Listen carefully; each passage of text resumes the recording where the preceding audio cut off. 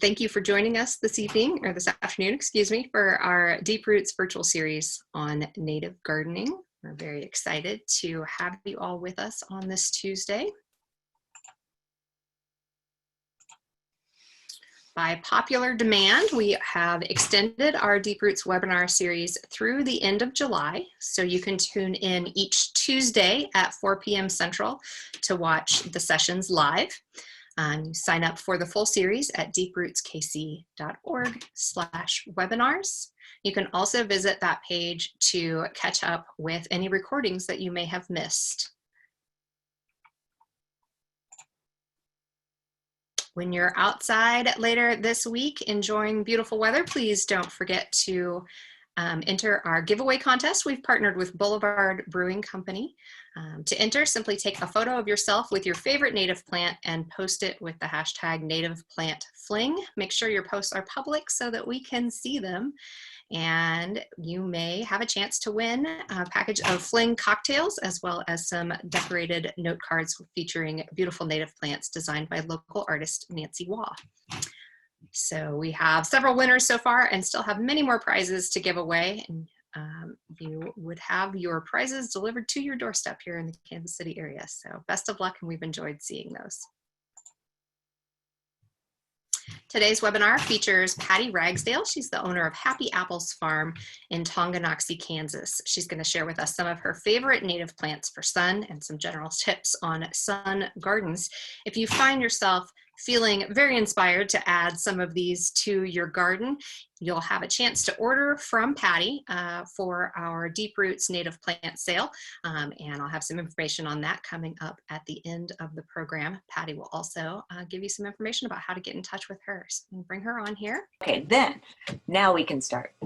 Thanks again, everybody, for being here with us. And as Sarah said, my name's Patty Ragsdale, and my husband and I have a little business out in Tonganoxie, Kansas, selling native plants.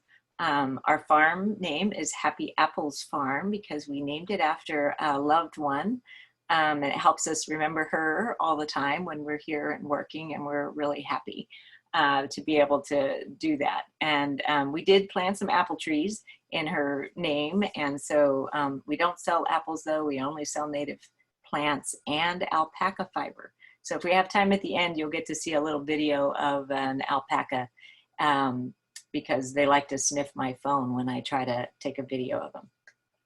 Okay, so one big question I think that people have when they're thinking about plants for sun is, how much sun is sun? And I put this picture in here. It's kind of a grainy one taken on an old cell phone of my old home. And this was my very first native plant garden, all native garden. And it only got about 3 hours of sun, but it was in the middle of the day. It was nice hot sun. So, and it got no sun in the morning and no sun in the evening, just right there in the middle. So you can do a lot of these in part sun also, most of them. Some of them really do like a lot of sun though. And if I come across one of those in my favorites, I'll make sure you know about that. And when I thought about how to talk about these, because I could talk a long time and I'm going to try not to, because I really love every single plant in here.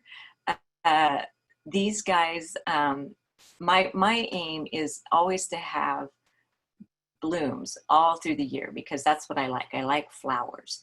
And you can see in these two photos, the one that's on the left was just the other day taken out of my front door. And then the one on the right is kind of the same garden. It's the part that's in front of the blue car there. But that is what that garden looks like in September. So for me, I just want to have a lot of interest, a lot of foliage, a lot of things going on all through the year. So it's kind of exciting for me, and pollinators can find things to eat while they're in my garden. So now we're going to start with the beginning of the year. And one of the very first things that will pop up for me and start to have a flower on it is prairie smoke. So it is one of my favorites only because It's the first one I see, and I just love it. So in February, it'll start forming these little red buds that are actually the flowers. And that's my cue that, oh my gosh, winter's finally over. And then later in the summer, it'll do this smoke thing, the pink fuzzy stuff that you see in the photo on the left. That is a really, just a really beautiful highlight in the garden. And even now, after a rainy day, if I go out there, there's little raindrops just sparkling in it. It likes to have sun, but it's actually native a little north of us. So giving it afternoon shade is probably a good thing. Stays really small. It's not a great big plant, but it really does put on a big show. Probably only about maybe 10 inches tall, maybe a foot, and it'll kind of spread slowly. So it's a great one for sun. And here's another one, and I just posted this on my Instagram and my Facebook because this is another one that is just, and it'll bloom all year. Harebell, Campanula rotundifolia. It is super cute and so much color. Oh my gosh, just purple, purple, purple. And the bumblebees really do like this, as they do the prairie smoke. So when those queen bees come out, these two are there for them. And this one, this little prairie harebell, like the prairie smoke, spreads really slowly, but it's a better spreader than prairie smoke is, I find. Although it took this clump about 5 years to get this big. I do trim it around the edges to keep it where I want it. So the next one, moving on in the season and right now, is Bradberry's beebalm. And I like this Monarda rather than Monarda fistulosa, which would be another Kansas native, because it stays pretty short. It's way earlier, though, than Monarda fistulosa. Monarda bradberryana is a paler pink also, and it really kind of, I'm trying to think, maybe about 2 feet, maybe, whereas fistulosa can be about 4 feet tall. And so for me, it works a whole lot better in a garden, and it will take a considerable amount of shade. This plant on the right is actually kind of leaning out and is trying to reach the sun, but it's kind of a helpful thing around these rocks to have it do that. And if anybody has patience, this is a must-have for a native garden, because in the spring you're going to get a beautiful show from this. It's a much bigger plant than the previous ones we've talked about. It has some really nice deep green, pretty foliage too. The blue flowers are, I mean, they'll just stand out and be beautiful. And again, bumblebees just love this plant. After the flowers are done, though, it gets a really cool inflated seed pod. So blue wild indigo to me is kind of an all season in my garden plant, but it's almost shrub size. And then we'll talk about penstemons, the beardtongues. So penstemon cobea is the one that's on the is on the left. And that one is right now just has purple buds on it. And then foxglove beardtongue, or Penstemon digitalis, the one on the right, is already starting to open up and show some flowers on it.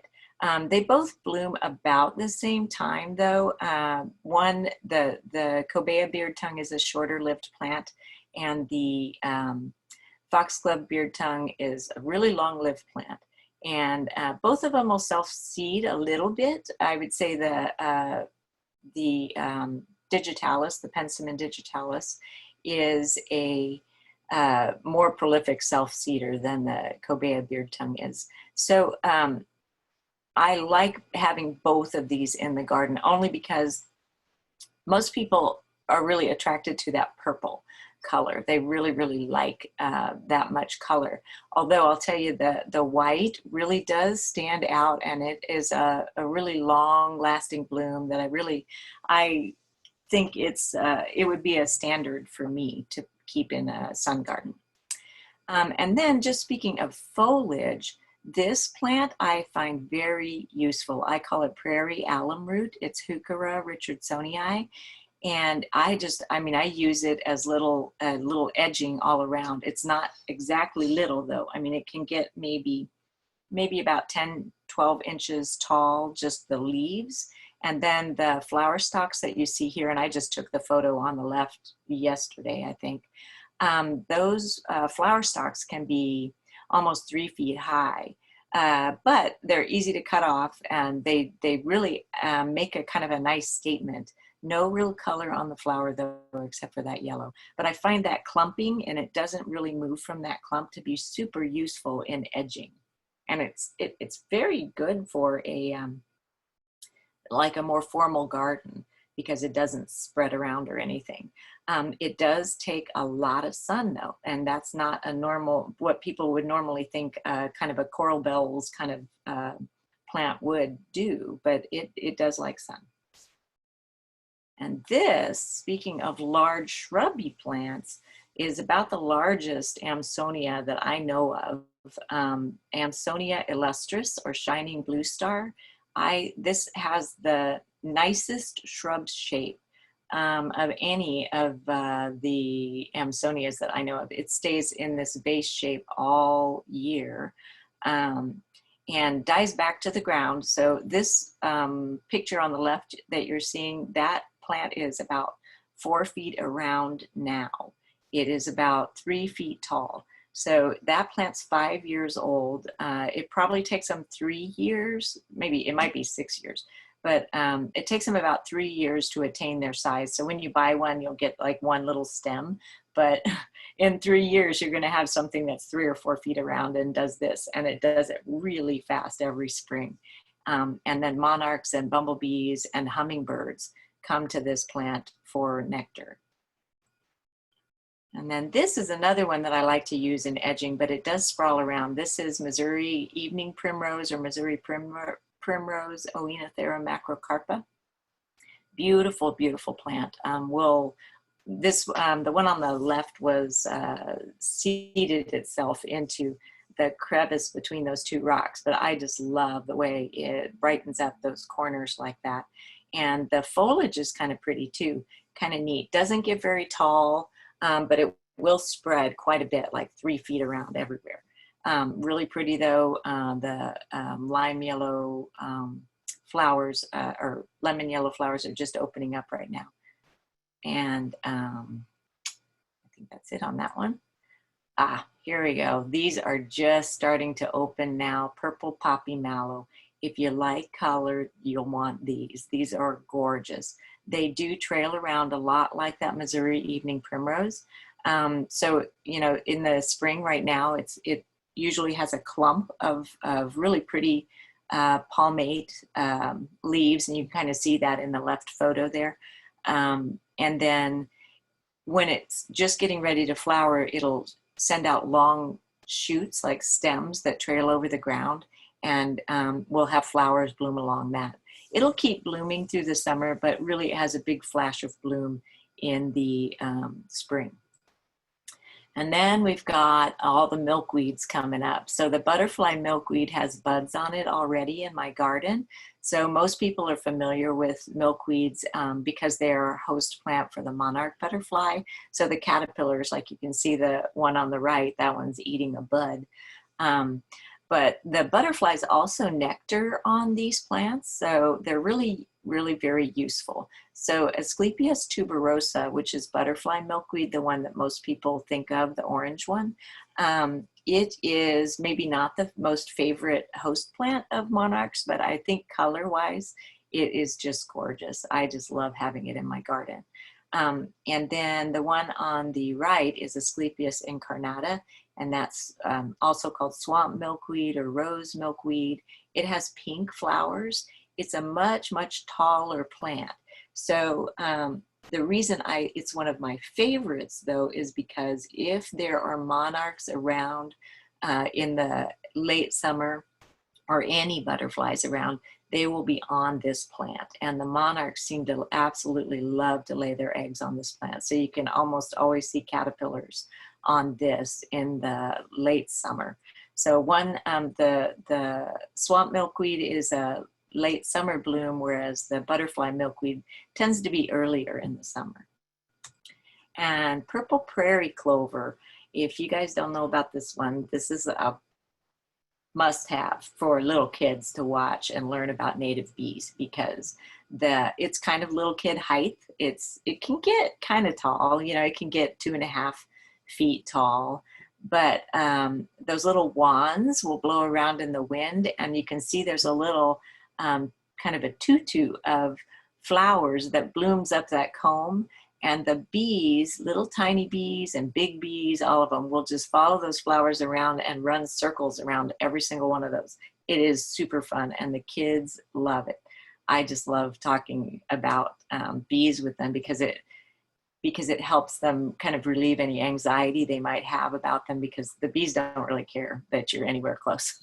they're just eating these, the nectar from these flowers, or gathering pollen. And then coneflowers. Now, for a native garden, to me, I mean, coneflowers are kind of a standard. And so I'm featuring 2 here because I like them for different reasons. Most people are real familiar with the purple coneflower on the right. And then there's also the pale purple coneflower on the left. So I think of the pale purple coneflower more as the prairie species, and the purple coneflower more as a woodland edge species. But typically we'll use this, the purple coneflower, more often in gardens. It's very, very easy to grow, and it has a really long bloom time, and the color is fantastic. So I would, you know, as much as I really love pale purple coneflower because it's so delicate and interesting, I think that for many gardens, the purple coneflower is really kind of the standard for saying, hey, this is a native plant garden. And then we've got to contrast that color with some yellow somewhere. So I go to a lot of these black-eyed Susan species, and I just chose 2 here to highlight. The one on the right is kind of new to me, but I really like it. I think it's called Missouri coneflower as a common name, but it's actually a Rudbeckia, like a black-eyed Susan. So I call it a Missouri black-eyed Susan. But what I like about it is it's nice and compact, and it loves to be in the sun, just loves it. But it makes a little tiny kind of bunch of foliage at the bottom, and then shoots up all these stalks with a big old bouquet of little kind of smaller black-eyed Susan flowers. But it's just a really cute one. So I just came upon that a couple years ago and started growing it last year, and I just love it. And then on the left is the standard in my pasture, and what you would typically see just growing around, and that's Rudbeckia hirta. It's kind of a biennial, but it self-seeds really, really easily. But it has big flowers, and it's just super pretty. So it's all over the place, and I just love it. So those are 2 of my favorites, but there's many, many more in different heights and that have different growth habits. And then blazing stars. If you've got sun, I would say find ones that you like. These happen to be 2 of my favorites. Liatris ligulistalis, or I think meadow blazing star is what people call it. Somebody told me that it was a favorite of monarchs, and I thought, oh yeah, I bet, you know, whatever. But it really is. They will just go right for it. And this photo that's on the left is one I just took in my retail area. I had some blooming in there, and the monarchs were just all over it. And then my absolute favorite blazing star is the one on the right. That one is Liatris aspera, and it blooms late, like end of August, it'll start to bloom. So one of them's early and one of them's late, and that's another thing I would suggest is maybe get 2 different species of blazing stars, one that's early and one that's late, because all of these blazing stars are really, really good nectar plants for the monarchs. So, and they're gorgeous. I mean, I don't know why I wouldn't want them, and they're just pretty. So blazing stars are good for sun. And oh, I should go back. Blazing stars are also tall for the most part. So these two aren't the tallest. I think there's another one, prairie blazing star, that's even taller than these. But they do tend to lean a little bit. So sometimes I like to put some taller stuff around them, or just make sure I've set them back from paths. So if they do lean, that's okay. Aromatic Aster. So we're getting later in the season now, and I'm starting to think, oh, what do I put out there for monarchs or butterflies for fall nectar, and what will look good? Well, for me, Aromatic Aster, all the asters are good, but Aromatic Aster is kind of a carefree aster in that it doesn't get super tall. It gets maybe 2.5 feet tall, but more like a shrub, more as a mound than as a tall, skinny thing. And so asters have a tendency to lose their leaves at the bottom. And this one does that, but you never see that because it's just covered with foliage and blooms. But it's one of the latest blooming asters also. So I have some other asters in my garden that bloom a little bit earlier, but this is my absolute favorite. And the picture on the right, the reason I included it is because it isn't just pretty in the fall when it's blooming. It's really pretty right now. I just took this picture yesterday, the one on the right. So you can see it has this, all the new growth that comes out is bright yellow like that. Just gorgeous, really, really pretty pattern that it makes with its foliage. Then goldenrods, those are like asters and goldenrods. Those are standards for nectar for all of our insects and pollinators. So there are 2 goldenrods that I like to use, and there's more that but these 2 I wanted to highlight for you guys.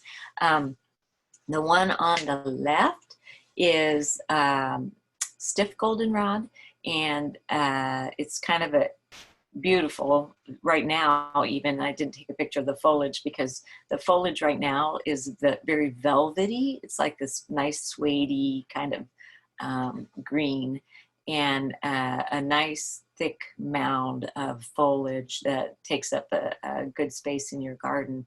But when it blooms, unlike most goldenrods that kind of have the long kind of blooms along long things, a big panicle open, this one is flat and very, very yellow. So lots and lots of flowers and nectar and a big show in your garden. And it's kind of a little earlier than some of the other goldenrods, I think. It does have an interesting thing that happens about year 2 in growth. Sometimes it'll have a big growth spurt and get like 4 feet tall and flop over, get all. So it kind of likes lean soil. So to avoid getting it too tall and leggy, I like to make sure I'm putting it in soil that's not too rich because it can kind of get really big. But usually it seemed like that was in the 2nd year. And then after that, it kind of settles down and is a more normal size. But on the on the right, that is cliff goldenrod or Solidago drum. I don't even know how to say that one, but it's Drummond's goldenrod or cliff goldenrod. And I've got it planted in a couple of places in my garden, but this I thought showed a nice image of it growing on top of a retaining wall. And at the other side of my house, I have it at the bottom of a retaining wall. And interestingly, it has seeded itself up into the rocks, like higher in the wall, which I think is where it gets its name, cliff goldenrod. But it's low, unlike rigid goldenrod or stiff goldenrod. This one does kind of like the aromatic aster. It makes kind of a mound of foliage. Right now, it's kind of growing up right, but later in the season those stems arch over, and then all of the yellow blooms in the fall. It's super pretty, really, really pretty one. And then I thought I should probably add some grasses. Now there's way more grasses than this that I like, but these 2 I find really, really useful in the garden and pretty. The one on the left is little blue stem, and I'm not even going to try to say that Latin name because I don't even know how. But the one little blue stem is just now starting to grow. And it seems kind of late to me, right? That things would just now start to grow. But both of these grasses that I'm showing you are warm season grasses, and most of our native grasses are warm season. So they're just kind of getting going. But when little blue stem gets going, it has that beautiful kind of bluish green color to it, and it's a reasonably sized grass. Unlike some of the other tall grass prairie grasses, this one is only going to get 3 feet tall. It's not going to be 6 or 7 feet tall. You know, it's not going to be a giant thing. So, and it keeps this nice upright form. And then even in the winter, so when it transitions from just these stems to having flowers on it, it starts to turn purple. And so by the end of the season, it's a beautiful russet color. So it's got a long season of interest once it gets going. On the right, you'll see prairie dropseed. And I just took that picture today. So prairie dropseed is already going. So that's one thing I really like about it. And it has very fine foliage that's flowing. So this time of year, prairie dropseed has a much, much better presence in a garden than little blue stem, but it's not as all season interest. I mean, it's not as showy, I think, sometimes as little blue stem, but both of these I think are quite useful in gardens. Prairie dropseed is a little slower to mature than little blue stem, but well worth it. And then even in the fall, when it puts its flowers out, it's still pretty. So those are my favorite grasses, and I could talk forever about grasses because there's lots that you can do with those. They're quite helpful. And then I think that's all for my favorites, but I wanted to share with you guys why I like native plants so much. A few years ago, I was weeding this little patch of another favorite that I didn't include.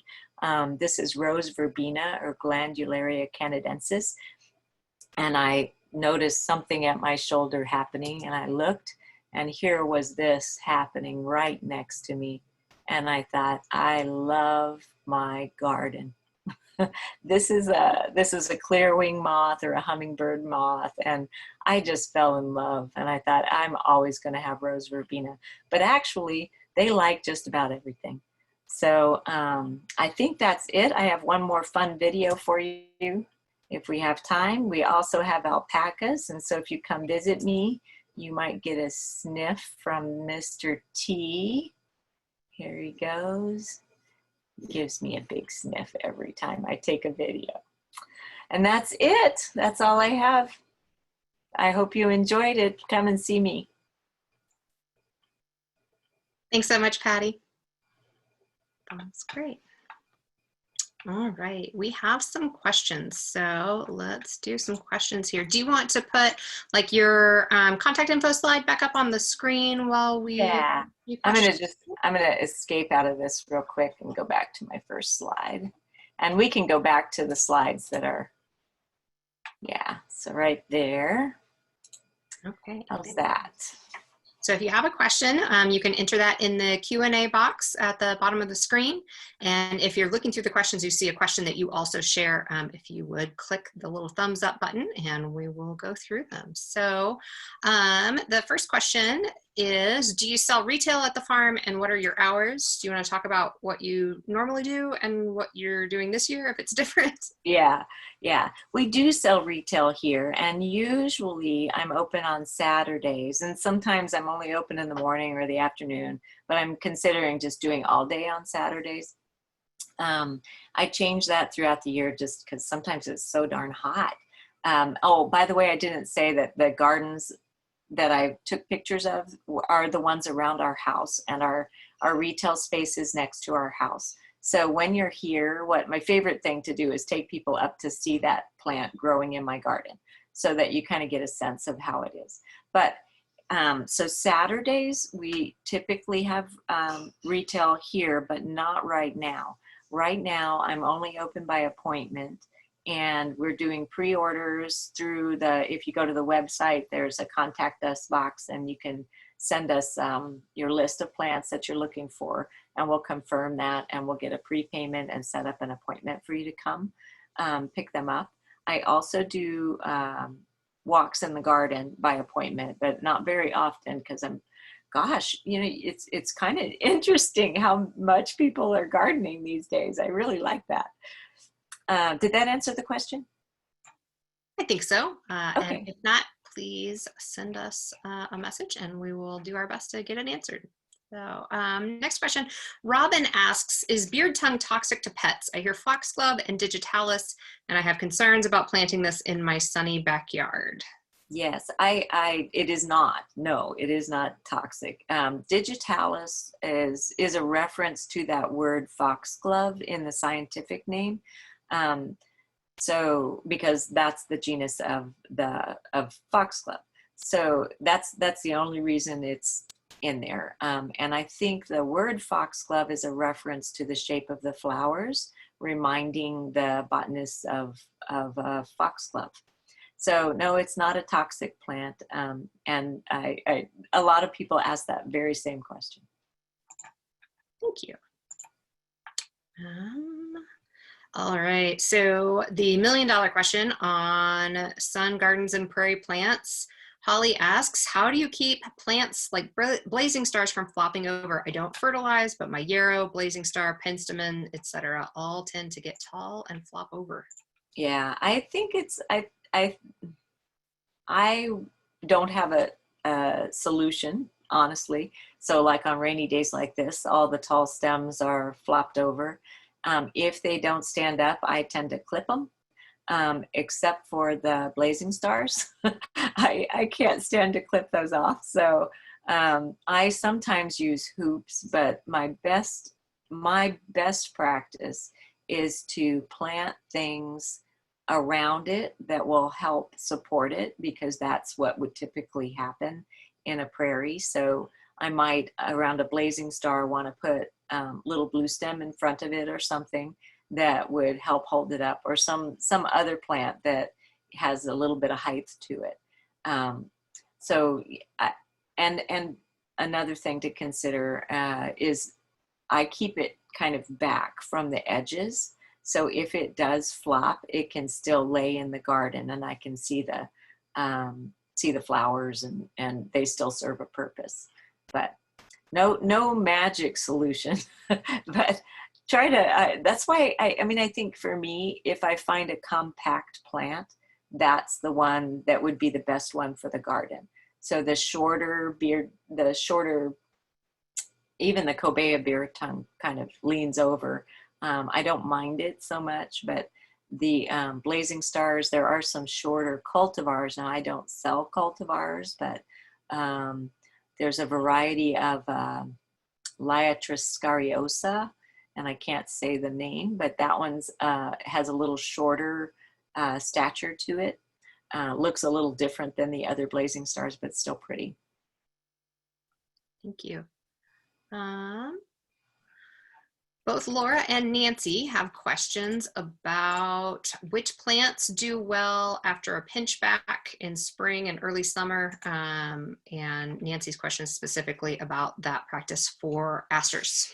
Yes, I totally, the New England asters, I keep cutting them. I just cut them back, and I stop in July, I'm not going to, mid-July. I want to give them some time to set some buds on that new growth.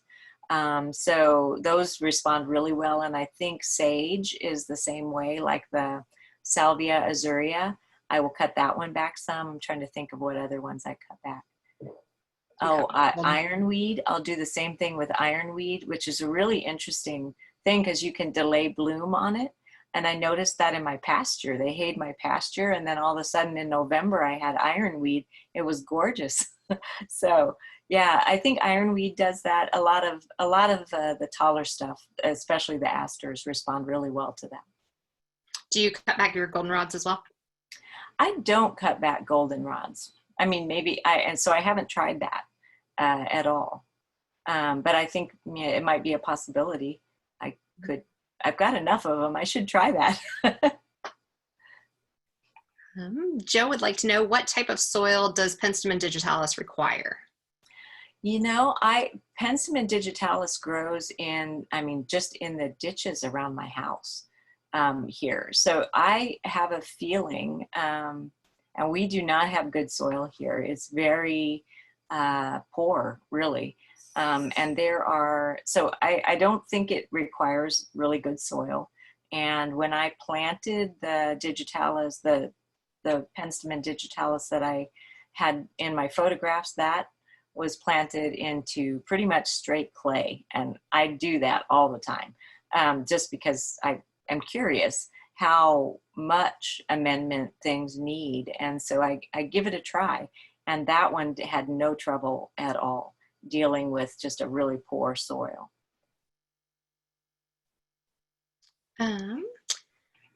Ellen says, many people are just starting out with natives. What is your feeling about mixing traditional and native plants? Oh, I almost chose a picture because I have irises. I have irises. Just like everybody loves irises, right? I have native irises, and then I have the non-native irises that people have shared with me. But right next to them, I have that Monarda bradberryana planted. It looks gorgeous. I mean, it doesn't look out of place. It doesn't look any different than any other garden plant. It's beautiful. So I think mixing them is absolutely fine. It's just understanding, you know, how the natives grow. We're not as, sometimes I think it's not as, they're not as well known in how they perform in a garden. So sometimes that's the only trouble. Oh, wait, I didn't know that got 7 feet tall. All right. Thank you. I think we have time for just one more, Patty. And are any of these plants, this is from Marcia, are any of these plants deer resistant other than the Amsonia? Oh, that is really a good question. I know a lot of people ask me about herbivore pressure like that, deer and rabbits. And the strange thing is, out here in the country, I have no trouble. And I have deer everywhere. I really don't. But I know that they do eat some of these because people have told me, and I'm trying to remember which ones. So I wish I knew more about that. I think Missouri Wildflowers Nursery might have indicators on their lists of what is deer resistant. I'm trying to think of Prairie Moon Nursery. I know some of the bigger nurseries have that in their catalogs, and I would follow their guide for sure. But I don't have any trouble here. I had one New Jersey tea get eaten one year, totally down to the ground. It was the most beautiful year for that plant, though. So. All right. Well, if you have a question outstanding that we didn't get to answer live today that you would still like to have answered, please don't hesitate to send it to us. I'll get the email address you can use for that here.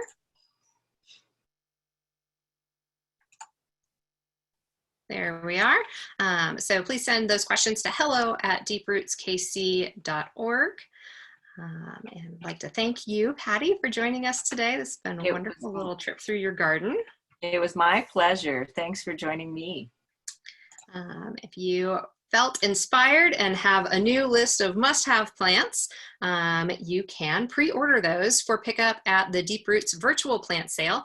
So Saturday, June 6th at the Prairie Village Pool parking lot. You'll have the opportunity to pick up plants from Patty as well as 4 other vendors.